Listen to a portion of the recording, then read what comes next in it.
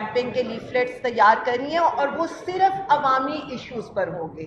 मैं जो आगे का है हम आपको बता दें, देखें पिछले 9 अप्रैल के बाद पीटीआई के ऊपर जिस तरह की फस्तायत, जिस तरह का जुल्म, जिस तरह का जबर हुआ वो आप सबके सामने है।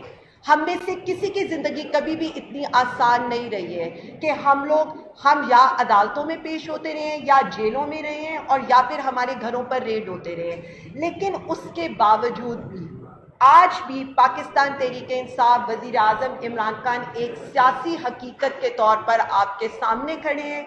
अवाम ने हमें वोट देकर मुंतखब किया, आप माने ना माने, लेकिन आज भी इस वक्त मुल्क की सबसे बड़ी अपोजिशन जमात पाकिस्तान तहरीक इंसाफ है। आप किसी चीज़ से भी मुकर नहीं सकते हैं। तो हम अवामी इश्यूज़ को भी हाईलाइट करेंगे और उसके साथ